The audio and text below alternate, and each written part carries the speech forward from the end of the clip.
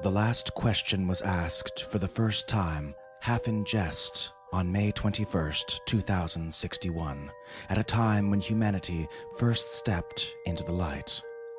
The question came about as a result of a $5 bet over highballs, and it happened this way. Alexander Adel and Bertram Lupov were two of the faithful attendants of Multivac. As well as any human beings could, they knew what lay behind the cold, clicking, flashing face, miles and miles of face, of that giant computer. They had at least a vague notion of the general plan of relays and circuits that had long since grown past the point where any single human could possibly have a firm grasp of the whole. Multivac was self-adjusting and self-correcting. It had to be, for nothing human could adjust and correct it quickly enough or even adequately enough. So Adel and Lupov attended the monstrous giant only lightly and superficially, yet as well as any men could. They fed it data, adjusted questions to its needs, and translated the answers that were issued. Certainly they, and all others like them, were fully entitled to share in the glory that was Multivac's. For decades, Multivac had helped design the ships and plot the trajectories that enabled man to reach the Moon, Mars, and Venus. But past that, Earth's poor resources could not support the ships. Too much energy was needed for the long trips. Earth exploited its coal and uranium with increasing efficiency, but there was only so much of both. But slowly, Multivac learned enough to answer deeper questions, more fundamentally, and on May 14th, 2061, what had been theory became fact. The energy of the sun was stored, converted, and utilized directly on a planet-wide scale. All Earth turned off its burning coal, its fissioning uranium, and flipped the switch that connected all of it to a small station, 1 mile in diameter, circling the Earth at half the distance of the Moon. All Earth ran by invisible beams of sun power. 7 days had not sufficed to dim the glory of it, and Adel and Lupov finally managed to escape from the public function and to meet in quiet where no one would be thinking to look for them, in the deserted underground chambers where portions of the mighty buried body of Multivac showed. Unattended, idling, sorting data with contented, lazy clickings, Multivac, too, had earned its vacation, and the boys appreciated that. They had no intention, originally, of disturbing it. They had brought a bottle with them, and their only concern at the moment was to relax in the company of each other and the bottle. It's amazing when you think of it, said Adel. His broad face had lines of weariness in it, and he stirred his drink slowly with a glass rod, watching the cubes of ice slur clumsily about. All the energy we can possibly ever use for free.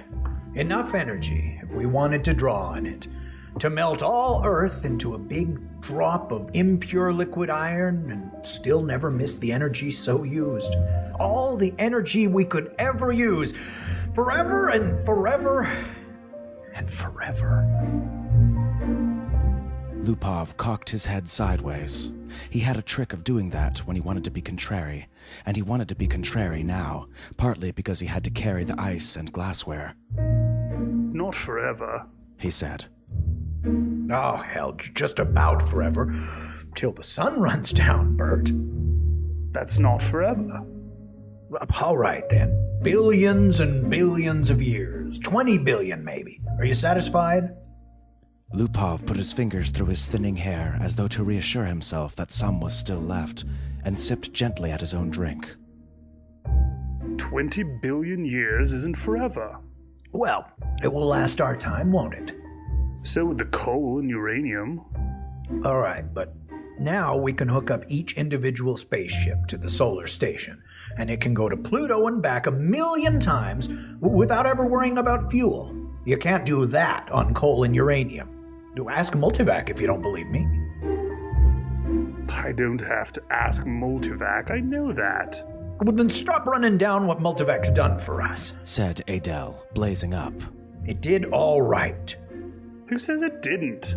What I say is that a sun won't last forever. That's all I'm saying. We're safe for 20 billion years, but then what? Lupov pointed a slightly shaky finger at the other. And don't say we'll switch to another sun. There was silence for a while. Adel put his glass to his lips only occasionally, and Lupov's eyes slowly closed. They rested. Then Lupov's eyes suddenly snapped open. You're thinking we'll switch to another sun when ours is done, aren't you? I'm not thinking. Sure you are. You're weak on logic, that's the trouble with you. You're like the guy in the story who was caught in a sudden shower and who ran to a grove of trees and got under one. He wasn't worried, you see, because he figured when one tree got wet through, he would just get under another one. I get it. Don't shout. When the sun is done, the other stars will be gone too. Darn right they will, muttered Lupov. It all had a beginning in the original cosmic explosion, whatever that was, and it'll have an end when all the stars run down. Some run down faster than others. Hell, the giants won't last 100 million years. The sun will last 20 billion years, and maybe the dwarves will last 100 billion, for all the good they are. But just give us 1 trillion years, and everything will be dark. Entropy has to increase to maximum, that's all. I know all about entropy. The hell you do? I know as much as you do. Then you know everything's got to run down someday. All right. Who says they won't? You did, you poor sap. You said we had all the energy we needed forever. You said forever. It was Adel's turn to be contrary. Maybe we can build things up again someday. Never. Why not? Someday. Never. Ask Multivac. You ask Multivac, I dare you. $5 says it can't be done. Adel was just drunk enough to try, just sober enough to be able to phrase the necessary symbols and operations into a question which, in words, might have corresponded to this. Will mankind, one day, without the net expenditure of energy, be able to restore the sun to its full youthfulness, even after it had died of old age? Or maybe it could be put more simply like this. How can the net amount of entropy of the universe be massively decreased? Multivac fell dead and silent. The slow flashing of lights ceased. The distant sounds of clicking relays ended. Then, just as the frightened technicians felt they could hold their breath no longer, there was a sudden springing to life of the teletype attached to that portion of Multivac. 5 words were printed. Insufficient data for meaningful answer. No bet, whispered Lupov. They left hurriedly. By next morning, the two, plagued with throbbing head and cottony mouth, had forgotten about the incident.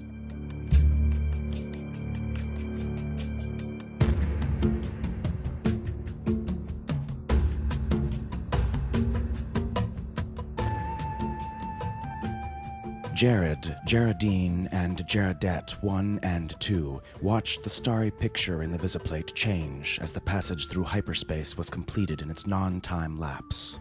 At once, the even powdering of stars gave way to the predominance of a single bright marble disk, centered. That's X-23, said Jared confidently. His thin hands clamped tightly behind his back, and the knuckles whitened. The little Geraldettes, both girls, had experienced the hyperspace passage for the first time in their lives, and were self-conscious over the momentary sensation of inside-outness. They buried their giggles and chased one another wildly about their mother, screaming, "We reached X-23! We reached X-23! Quiet, children, said Geraldine sharply. Are you sure, Jared? What is there to be but sure? Asked Jared, glancing up at the bulge of featureless metal just under the ceiling. It ran the length of the room, disappearing through the wall at either end. It was as long as the ship. Jared scarcely knew a thing about the thick rod of metal, except that it was called a microvac, that one asked it questions if one wished, that if one did not, it still had its task of guiding the ship to a pre-ordered destination, of feeding on energies from the various subgalactic power stations, of computing the equations for the hyperspatial jumps. Jared and his family had only to wait and live in the comfortable residence quarters of the ship. Someone had once told Jared that the AC at the end of microvac stood for analog computer in ancient English, but he was on the edge of forgetting even that. Geraldine's eyes were moist as she watched the visiplate. I can't help it. I feel funny about leaving Earth. Why, for Pete's sake? We had nothing there. We'll have everything on X-23. You won't be alone. You won't be a pioneer. There are over 1 million people on the planet already. Good Lord, our great-grandchildren will be looking for new worlds because X-23 will be overcrowded. Then, after a reflective pause, I tell you, it's a lucky thing that the computer worked out interstellar travel the way the race is growing. I know, said Geraldine, miserably. Jaredet 1 said promptly, Our microvac is the best microvac in the world. I think so, too, said Jared, tussling her hair. It was a nice feeling to have a microvac of your own, and Jared was glad he was part of his generation and no other. In his father's youth, the only computers had been tremendous machines taking up 100 square miles of land. There was only one to a planet. Planetary ACs, they were called. They had been growing in size steadily for 1,000 years, and then, all at once, came refinement. In place of transistors had come molecular valves, so that even the largest planetary AC could be put into a space only half the volume of a spaceship. Jared felt uplifted, as he always did, when he thought that his own personal microvac was many times more complicated than the ancient and primitive multivac that had first tamed the sun, and almost as complicated as Earth's planetary AC, the largest, that had first solved the problem of hyperspatial travel and had made trips to the stars possible.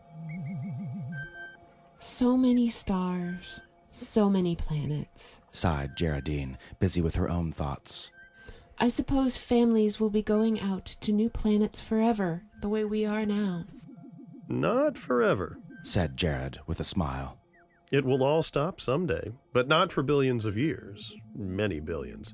Even the stars run down, you know. Entropy must increase. What's entropy, Daddy?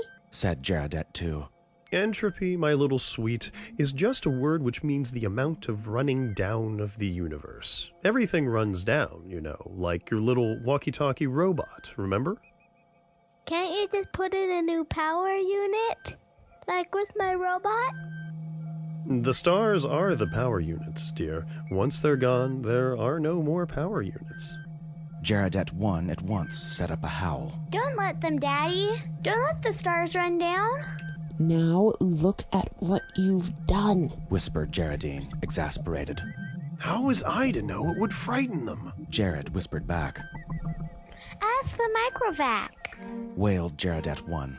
Ask him how to turn the stars on again. Go ahead, said Geraldine. It will quiet them down. Jaredet 2 was beginning to cry also. Jared shrugged. No, honeys, I'll ask Microvac. Don't worry. He'll tell us. He asked the microvac, adding quickly, Print the answer. Jared cupped the strip of thin cellufilm and said cheerfully, See now, the microvac says it will take care of everything when the time comes, so don't worry. Geraldine said, And now, children, it's time for bed. We'll be in our new home soon. Jared read the words on the cellufilm again before destroying it. Insufficient data for a meaningful answer. He shrugged and looked at the visiplate. X-23 was just ahead.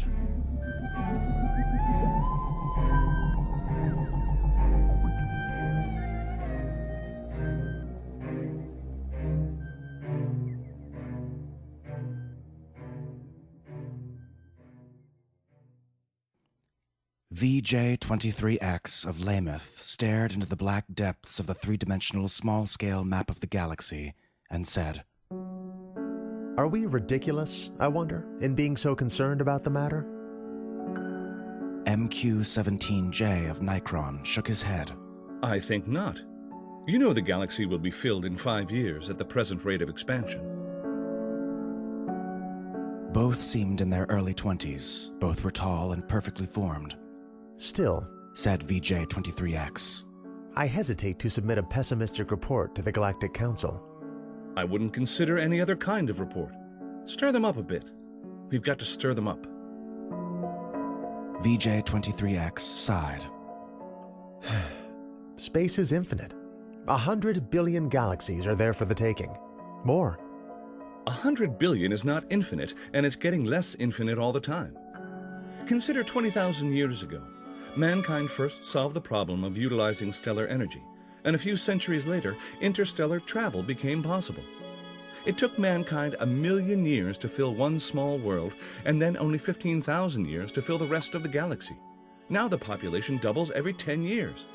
VJ-23X interrupted. We can thank immortality for that. Very well. Immortality exists, and we have to take it into account. I admit it has a seamy side, this immortality.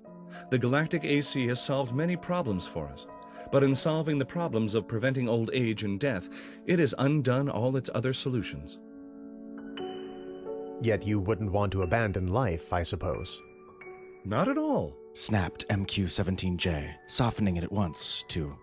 Not yet. I'm by no means old enough. How old are you? 223. And you? I'm still under 200. But to get back to my point, population doubles every 10 years. Once this galaxy is filled, we'll have another filled in 10 years. Another 10 years and we'll have filled 2 more. Another decade, 4 more. In 100 years, we'll have filled 1,000 galaxies. In 1,000 years, 1,000,000 galaxies. In 10,000 years, the entire known universe. Then what? As a side issue, there's a problem of transportation. I wonder how many sun power units it will take to move galaxies of individuals from one galaxy to the next. A very good point. Already, mankind consumes 2 sun power units per year. Most of it's wasted. After all, our own galaxy alone pours out 1,000 sun power units a year, and we use only 2 of those. Granted, but even with 100% efficiency, we can only stave off the end. Our energy requirements are going up in geometric progression even faster than our population. We'll run out of energy even sooner than we run out of galaxies. We'll just have to build new stars out of interstellar gas. Or out of dissipated heat, said MQ-17J sarcastically. There may be some way to reverse entropy. We ought to ask the Galactic AC. VJ-23X was not really serious, but MQ-17J pulled out his AC contact from his pocket and placed it on the table before him. I've half a mind to, he said. It's something the human race will have to face someday. He stared somberly at his small AC contact. It was only 2 inches cubed and nothing in itself, but it was connected through hyperspace with the great galactic AC that served all mankind. Hyperspace considered, it was an integral part of the galactic AC. MQ-17J paused to wonder if someday in his immortal life he would get to see the galactic AC. It was on a little world of its own, a spiderwebbing of force beams, holding the matter within which surges of sub-mesons took the place of the old clumsy molecular valves. Yet, despite its sub-etheric workings, the galactic AC was known to be a full 1,000 feet across. MQ-17J asked suddenly of his AC contact. Can entropy ever be reversed? VJ-23X looked startled and said at once, Oh, say, I didn't really mean to have you ask that. Why not? We both know entropy can't be reversed. You can't turn smoke and ash back into a tree. Do you have trees on your world? Asked MQ-17J. The sound of the galactic AC startled them into silence. Its voice came thin and beautiful out of the small AC contact on the desk. There is insufficient data for a meaningful answer, it said.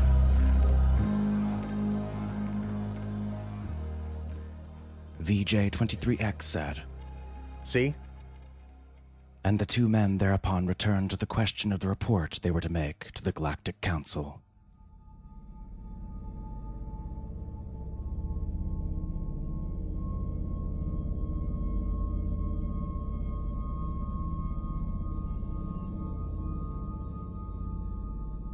Z Prime's mind spanned the new galaxy with a faint interest in the countless twists of stars that powdered it. He had never seen this one before. Would he ever see them all? So many of them, each with its load of humanity, but a load that was almost a dead weight. More and more, the real essence of men was to be found out here, in space. Minds, not bodies. The immortal bodies remained back on the planets, in suspension over the eons. Sometimes they roused for material activity, but that was growing rarer. Few new individuals were coming into existence to join the incredibly mighty throng. But what matter? There was little room in the universe for new individuals. Z Prime was roused out of his reverie upon coming across the wispy tendrils of another mind. I am Z Prime, said Z Prime. And you? I am D-Sub-1. Your galaxy? We call it only the galaxy. And you? We call ours the same. All men call their galaxy, and nothing more. Why not? True, since all galaxies are the same. Not all galaxies. On one particular galaxy, the race of man must have originated. That makes it different. On which one? I cannot say. The Universal AC would know. Shall we ask him? I'm suddenly curious. Z Prime's perceptions broadened until the galaxies themselves shrunk and became a new, more diffuse powdering on a much larger background. So many hundreds of billions of them, all with their immortal beings, all carrying their load of intelligences, with minds that drifted freely through space. And yet, one of them was unique among them all in being the original galaxy. One of them had, in its vague and distant past, a period when it was the only galaxy populated by man. Z Prime was consumed with curiosity to see this galaxy, and called out, Universal AC, on which galaxy did mankind originate? The Universal AC heard, for on every world and throughout space it had its receptors ready, and each receptor led through hyperspace to some unknown point where the Universal AC kept itself aloof. Z Prime knew of only one man whose thoughts had penetrated within sensing distance of the Universal AC, and he reported only a shining globe, 2 feet across, difficult to see. But how can that be all of Universal AC? Z Prime had asked. Most of it is in hyperspace. In what form it is there, I cannot imagine. Nor could anyone, for the day had long since passed, Z Prime knew, when any man had any part of the making of a Universal AC. Each Universal AC designed and constructed its successor. Each, during its existence of 1 million years or more, accumulated the necessary data to build a better and more intricate, more capable successor, in which its own store of data and individuality would be submerged. The Universal AC interrupted Z Prime's wandering thoughts, not with words, but with guidance. Z Prime's mentality was guided into the dim sea of galaxies, and one in particular enlarged into stars. A thought came, infinitely distant, but infinitely clear. This is the original galaxy of man. But it was the same, after all, the same as any other, and Z Prime stifled his disappointment. D-Sub-1, whose mind had accompanied the other, said suddenly, And is one of these stars the original star of man? The Universal AC said, Man's original star has gone nova. It is now a white dwarf. Did the men upon it die? Asked Z Prime, startled and without thinking. The Universal AC said, A new world, as in such cases, was constructed for their physical bodies in time. Yes, of course, said Z Prime, but a sense of loss overwhelmed him even so. His mind released its hold on the original galaxy of man, let it spring back and lose itself among the blurred pinpoints. He never wanted to see it again. D-Sub-1 said, What is wrong? The stars are dying. The original star is dead. They must all die. Why not? But when all energy is gone, our bodies will finally die, and you and I with them. I do not wish it to happen even after billions of years. Universal AC, how may stars be kept from dying? D-Sub-1 said in amusement. You're asking how entropy might be reversed in direction. And the Universal AC answered. There is as yet insufficient data for a meaningful answer.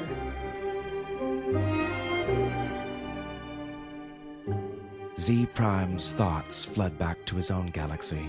He gave no further thought to D-Sub-1, whose body might be waiting on a galaxy 1 trillion light-years away, or on a star next to Z-Prime's own. It didn't matter. Unhappily, Z-Prime began collecting interstellar hydrogen out of which to build a small star of his own. If the stars must someday die, at least some could yet be built.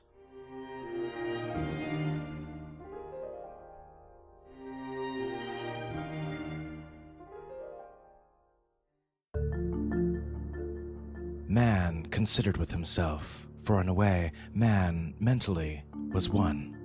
He consisted of 1 trillion ageless bodies, each in its place, each resting quiet and incorruptible, each cared for by perfect automatons, equally incorruptible, while the minds of all the bodies freely melted, one into the other, indistinguishable. Man said, "The universe is dying." Man looked about at the dimming galaxies. The giant stars, spendthrifts, were gone long ago, back in the dimmest of the dim far past. Almost all stars were white dwarfs, fading to the end. New stars had been built of the dust between the stars, some by natural processes, some by man himself, and those were going too. White dwarfs might yet be crashed together, and of the mighty forces so released, new stars built, but only 1 star for every 1,000 white dwarfs destroyed, and those would come to an end too. Man said, "Carefully husbanded, as directed by the cosmic AC, the energy that is even yet left in all the universe will last for billions of years." "But even so," said Man, "eventually it will all come to an end, however it may be husbanded, however stretched out. The energy once expended is gone and cannot be restored. Entropy must increase to the maximum." Man said, "Can entropy not be reversed? Let us ask the cosmic AC." The cosmic AC surrounded them, but not in space. Not a fragment of it was in space. It was in hyperspace and made of something that was neither matter nor energy. The question of its size and nature no longer had meaning to any terms that man could comprehend. "Cosmic AC," said Man, "how may entropy be reversed?" The cosmic AC said, There is as yet insufficient data for a meaningful answer. Man said, "Collect additional data." The cosmic AC said, I will do so. I have been doing so for 100 billion years. My predecessors and I have been asked this question many times. All the data I have remains insufficient. "Will there come a time," said Man, "when data will be sufficient? Or is the problem insoluble to all conceived circumstances?" The cosmic AC said, No problem is insoluble in all conceivable circumstances. Man said, "When will you have enough data to answer the question?" There is as yet insufficient data for a meaningful answer. "Will you keep working on it?" asked Man. The cosmic AC said, I will. Man said, "We shall wait." The stars and galaxies died and snuffed out, and space grew black after 10 trillion years of running down. One by one, man fused with AC, each physical body losing its mental identity in a manner that was somehow not a loss, but a gain. Man's last mind paused before fusion, looking over a space that included nothing but the dregs of one last dark star, and nothing besides but incredibly thin matter, agitated randomly by the tag ends of heat wearing out asymptotically to the absolute zero. Man said, AC, is this the end? Can this chaos not be reversed into the universe once more? Can that not be done? AC said, There is as yet insufficient data for a meaningful answer.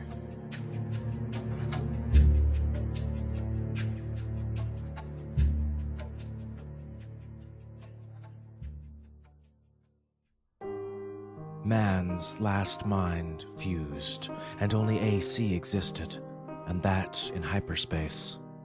Matter and energy had ended, and with it, space and time.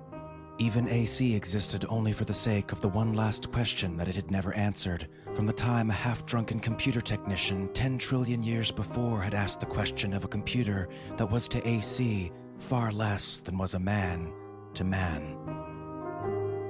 All other questions had been answered, and until this last question was answered also, AC might not release his consciousness. All collected data had come to a final end. Nothing was left to be collected. But all collected data had yet to be completely correlated and put together in all possible relationships. A timeless interval was spent in doing that.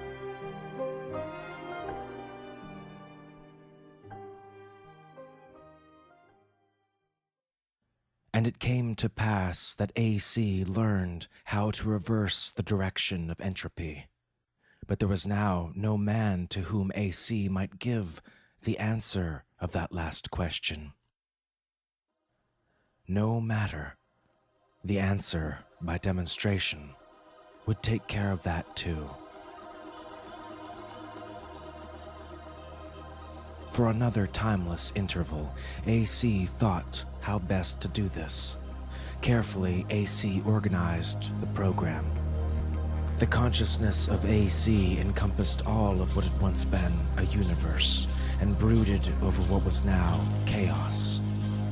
Step by step, it must be done. And AC said, Let there be light. And there was light.